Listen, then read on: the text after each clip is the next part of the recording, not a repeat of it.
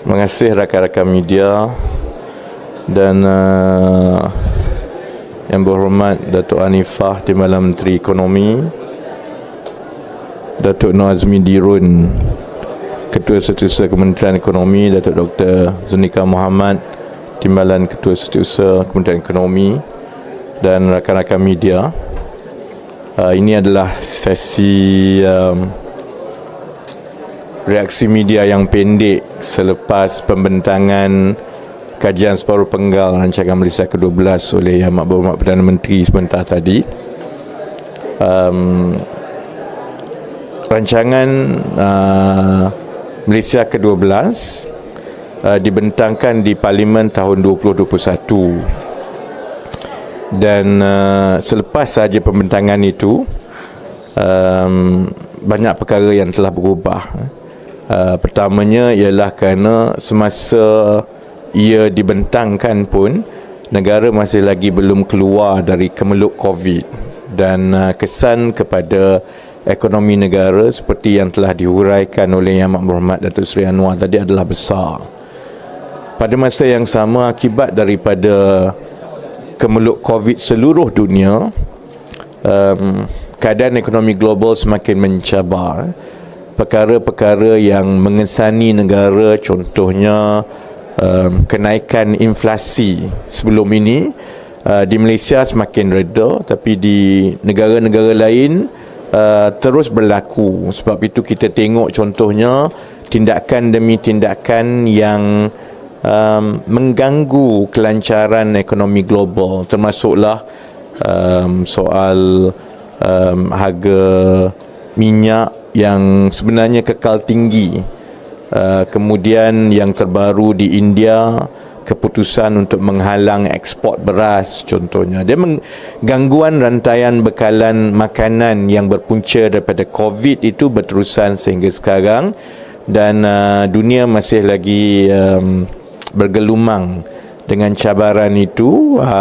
Keadaan inflasi, keadaan kadar faedah dan sebagainya. Jadi itu juga banyak menukar pelbagai kebijakan dan perancangan yang telah dibuat semasa RMK-12 dibentangkan dahulu. Dan yang mutakhir sudah tentu ialah sejak November yang lalu kita ada pertukaran kerajaan yang baru. Maka Rancangan Malaysia Ke-12 yang dibentangkan dalam tahun 2021 itu perlu dijajarkan, terutamanya kepada kerangka ekonomi madani dan juga dengan pelan-pelan ekonomi sektoral yang lain. Sebahagiannya itu telah pun dibentangkan pun, termasuklah pelan peralihan hala tuju tenaga, kemudian New Industrial Master Plan, dan yang akan banyak lagi kan. Jadi saya nak ambil peluang ini untuk mengucapkan terima kasih kepada keseluruhan warga kerja Kementerian Ekonomi yang bertungkus lumus menyiapkan kajian separuh penggal ini dari hari pertama saya masuk pejabat pada 3 Disember, kerana kajian separuh penggal ini bukan seperti kajian separuh penggal yang lepas-lepas. Ia bukan semakan untuk melihat berapa yang telah berjaya dan berapa yang masih lagi dalam pelaksanaan. Ia hampir satu pelan ekonomi dan pelan pembangunan negara yang baru 100%. Jadi tugas itu menjadi begitu mencabar, dan alhamdulillah ia berjaya dihasilkan dengan baik, dengan sumbangan 100% daripada kaki tangan dan penjawat awam, tanpa kita perlu bergantung kepada khidmat luar. Walaupun perkara-perkara yang dimasukkan perancangannya itu banyak melibatkan perkara-perkara yang teknikal dan rumit, dan bagi saya itu adalah satu kebanggaan dan juga menjadi penanda aras yang meyakinkan kita bahawa perkara seperti ini kemudiannya akan boleh diperturunkan kepada kementerian-kementerian lain, dan insya-Allah akan dapat dilaksanakan. Akhir sekali, saya pasti kandungan di dalam rancangan Malaysia Ke-12 kajian separuh penggal ini akan terus mendapat perhatian dalam tempoh yang terdekat ini, kerana ia adalah satu pembentangan dasar yang menyeluruh yang pertama daripada kerajaan perpaduan. Sebab itu ia mendapat tumpuan kerana sebelum-sebelum ini kalau belanjawan itu hanyalah mengenai perbelanjaan bagi tahun 2023. Kalau kita cakap pasal ekonomi, kerangka ekonomi madani, ia melibatkan ekonomi, kan. Kalau pelan peralihan tenaga itu sektoral. Kajian Separuh Penggal ini adalah perancangan menyeluruh yang memberi gambaran terbaik mengenai bagaimana kerajaan perpaduan ini akan mengubah bukan saja struktur ekonomi pentadbiran negara kita, tetapi bagaimana ia akan mengesani kehidupan setiap rakyat Malaysia dalam semua aspek. Dan saya galakkan seberapa ramai orang ramai untuk terus meneliti. Kita ada dokumen-dokumen yang pelbagai. Dokumen penuh itu panjang dan tebal. Kita juga akan ada ringkasan, dan selain daripada video dan kandungan dan temu ramah, insyaAllah kita akan tumpukan tempoh terdekat ini untuk memastikan seberapa ramai rakyat kita memahami dan boleh mengenal pasti bahagian mana di dalam KSP ini yang boleh membawa perubahan yang lebih baik kepada kehidupan mereka. Yang lain itu saya serahkan kepada soalan media. Pasal RMK dululah, kalau ada soalan lain pun. Ya. Komen sikit 15 bilion tambahan, adakah ia memberi impak kepada Penggal? Bila kita semak balik kan, semasa RMK-12 dibangunkan tahun 2020-2021 dahulu, memang had itu diletakkan kepada 400 bilion. Tapi kita mengambil kira contohnya banyak perkara-perkara yang betul-betul mengesani rakyat itu yang tidak termasuk di dalam 400 bilion tadi. Contohnya tumpuan Yang Amat Berhormat Perdana Menteri untuk memastikan tak ada sekolah daif, jalan-jalan dibaiki dengan baik, klinik-klinik daif tak ada.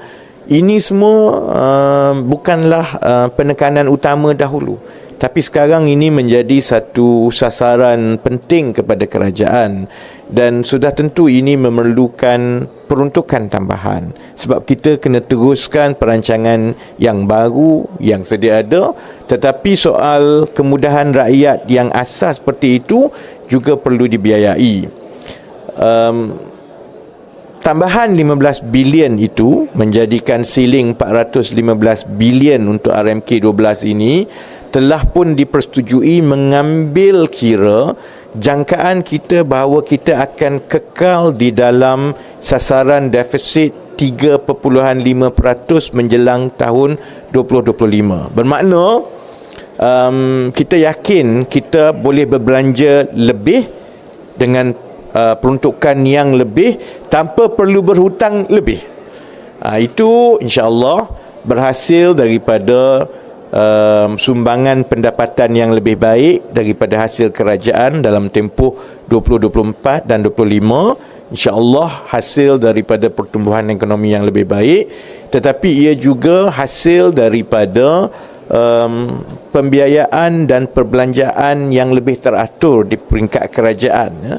Jadi dengan tata kelola yang lebih baik, kita yakin bahawa walaupun 15 bilion itu satu tambahan, 15 bilion itu adalah penjimatan daripada pelbagai perbelanjaan sedia ada yang kita boleh alihkan kepada perbelanjaan pembangunan untuk 2 tahun akan datang. Jadi memang ada perbincangan yang panjang. Kita yakin sebenarnya kita boleh kekal dengan defisit 3.5% yang bermaksud itu bukanlah borrow and spend. Sebaik yang mungkin ia akan datang daripada hasil dalaman dan penjimatan dalaman. Dari segi hasil nanti tak kerajaan nak dapatkan hasil yang lebih banyak. So hasil sekarang kan macam cukup-cukup. Tax regime awal. Kalau tengok KSP di bawah bahagian kemampanan fiskal, Satu tumpuan kerajaan ialah untuk melebar dan menambah hasil pendapatan kerajaan. Tumpuan kerajaan sekarang ialah untuk membangunkan dan mengoperasikan cukai keuntungan modal, capital gains tax. Jadi sebagai hala tuju dasar fiskal, memang RMK 12 dan KSP ini memberi tumpuan untuk menambah dan menstabilkan hasil kerajaan, supaya bukan saja kita dapat hasil yang lebih tinggi, tetapi sumber-sumber hasil itu lebih pelbagai supaya dia lebih mampan. Cuma perincian itu, selain daripada yang telah dimasukkan di dalam dokumen KSP hari ini, perincian itu akan datang dalam tahun-tahun yang akan datang, kerana ia melibatkan keputusan semasa kerajaan dari semasa ke semasa. YB, subsidi bersasar pada tarikh tak bila nak dilaksanakan dan apa mekanisme dia, IC ke ataupun cash? Kalau tengok pendekatan yang kita ambil dari segi hala tuju dasar yang dijelaskan di dalam KSP, kita memberi penekanan kepada penggunaan dan pembangunan satu pangkalan data sosioekonomi isi rumah yang bersepadu melalui padu. Pandangan saya ialah, dan itu jugalah strategi yang diambil oleh kerajaan, soal mekanisme untuk mengagihkan subsidi bersasar. Soal itu boleh diputuskan oleh kerajaan pada masa yang sesuai hendak dilaksanakan, kerana itu soal pendekatan. Yang penting ialah kita ada satu pangkalan data yang menyeluruh, yang memastikan kita mengurangkan risiko kececeran. Jadi garis masa pelaksanaannya ialah padu akan mula diuji November 2023, dan insya-Allah rancangannya akan mula dibuka kepada orang ramai untuk pengesahan kedudukan sosioekonomi mereka dalam bulan Januari 2024, dan setelah padu diuji dan telah disahkan dan kita mencapai sasaran isi padu, maklumat isi rumah, maklumat isi rumah telah berada sepenuhnya di dalam padu, maka itu akan membolehkan kerajaan membuat keputusan bila hendak memulakan subsidi bersasar. Tapi kalau kita tengok garis masa itu, apabila padu sudah mula beroperasi dan dibuka kepada orang ramai dalam bulan Januari 2024, pandangan saya ialah insya-Allah proses ini akan mula dilaksanakan. Maksudnya program subsidi bersasar insya-Allah akan bermula dalam tahun 2024. Kaedah dan mekanismenya itu sama ada pindahan tunai, sama ada berdasarkan kad, sama ada di PAM, yang itu semua tu akan diputuskan dari semasa ke semasa, kerana keutamaan kita sekarang ini adalah untuk memastikan maklumat sosioekonomi setiap isi rumah itu lengkap di dalam padu. Itu sebenarnya lebih penting daripada membuat keputusan nak pakai IC ke, nak pakai direct transfer ke akaun ke, nak pakai PAM. So that is our focus now lah. Hasil, ada anggaran tak berapa banyak tambahan hasil akan dicapai? Hasil yang mana? Tambahan kerajaan akan lebih banyak, akan tambah. Sorry, earlier you said there will be an extra revenue. So do you have any Yang itu sebenarnya lebih baik kita tunggu kepada belanjawan setiap tahun. Kan? Jadi bila kita tumpu KSP, kita mengambil sasaran-sasaran makro lah, dan sudah tentu ada unjuran, kan. Dan untuk KSP kali ini contohnya kita tengok unjuran untuk 2023, 2024, 2025, kita tengok belanja mengurus unjurannya berapa, dan berdasarkan itu kita rasa kita ada ruang untuk tambah 15 bilion lagi kepada siling perbelanjaan pembangunan keseluruhan, tanpa kita tergelincir daripada defisit 3.5%. Tapi sebaiknya saya ingin mengelakkan daripada memberikan unjuran yang berbeza-beza kerana kita dah dekat dengan belanjawan bulan depan. Jadi sebaiknya saya ingat lebih baik soal fiskal, iaitu unjuran pendapatan tahunan kerajaan. Soal fiskal ini biar angkanya itu datang satu sahaja secara rasmi daripada Kementerian Kewangan. Kerana Kementerian Ekonomi bertanggungjawab kepada perbelanjaan pembangunan dan keseluruhan perencanaan ekonomi, tetapi sebenarnya tanggungjawab fiskal itu is Kementerian Kewangan. So the number has to be from them, and it's better that we just get one consistent number, and that number is usually will be elaborated during the budget. Jadi kita tunggu bajet ini dan bajet tahun depan. Will the government consider reintroducing GST during the 12th plan? I think I've mentioned just now that one of the strategies is to widen our revenue base. And we are focusing on developing and rolling out capital gains tax next year in 2024. Of course, government will stick to that strategy, and we will be open to going through whatever ways we can to achieve that fiscal sustainability through a wider revenue base. Whether it's going to be capital gains tax, whether it's going to be GST, whether it's going to be any form of direct or indirect taxes, I prefer to keep that strategy open, and then we will decide on case-to-case basis, on year-to-year basis. So any announcements with regards to whatever new tax, whatever new revenue, that will be made by the finance minister from one budget announcements to another. The 12th plan is based on oil prices at what price? What is your? Sorry? Based on oil prices at what? At $70 a barrel. What is the 12th plan calculating the oil prices at? No, it's year to year. Of course, there will be a crude price assumption on year to year basis, and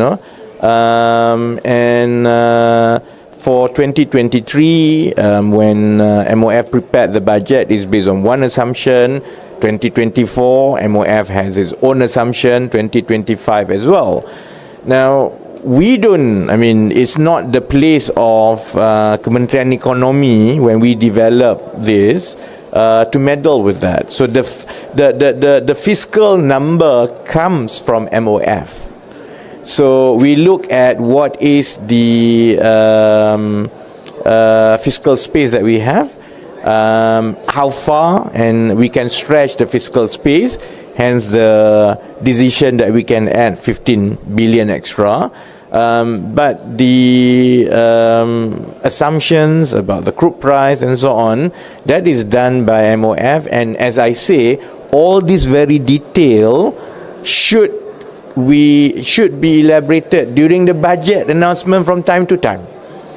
Because otherwise we will be throwing numbers here and there, and the focus of the midterm review and 12th Malaysian plan is on the macro policy, not so much. And so I also don't want to be dragged into as if this is a budget announcement, because budget announcement is next month, So I think when the time comes, we'll go through whatever the assumptions, what the numbers, because the purpose of RMK-12 and what we put to Parliament today is that it provides the high level parameters. The growth is at this number. Spending on infrastructure and developmental expenditure is at this number. Deficit target is at this number. This becomes the prerequisites when MOF runs the annual budget year after year, because you have to stay within these targets, and And all these assumptions, prices, revenue, actually change on year-to-year basis. It's not decided at the RMK-12 planning. I just want to know, are we on track to achieve the RMK-12 targets in terms of growth?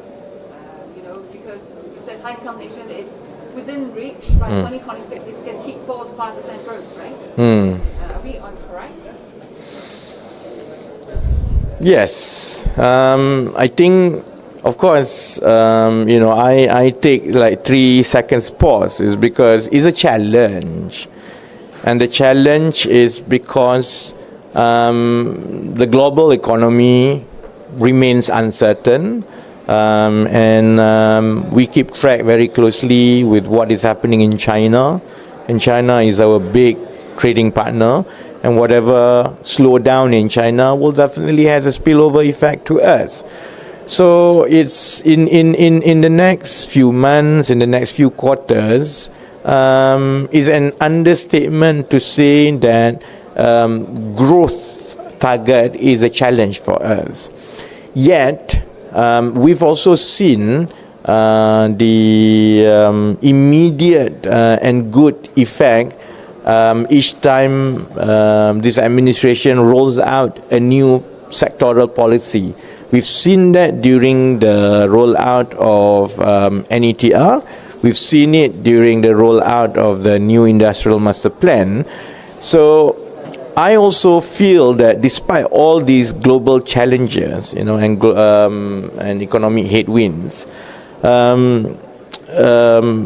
there is a lot of interest among investors to come and participate in our new growth narrative. So what we are expecting is that to go through the short-term challenges in the next 6 months, 9 months, and build the foundation for these high-growth, high-value sectors that can bring in new kind of investments in the next 2 years.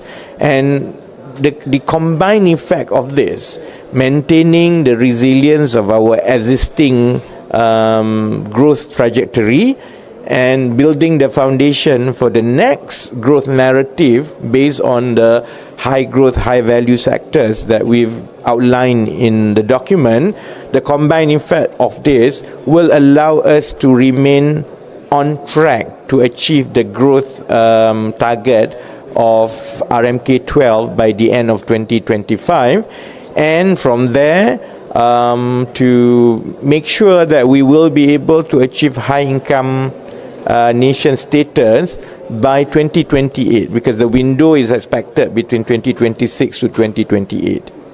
Okay? All right, thank you very much.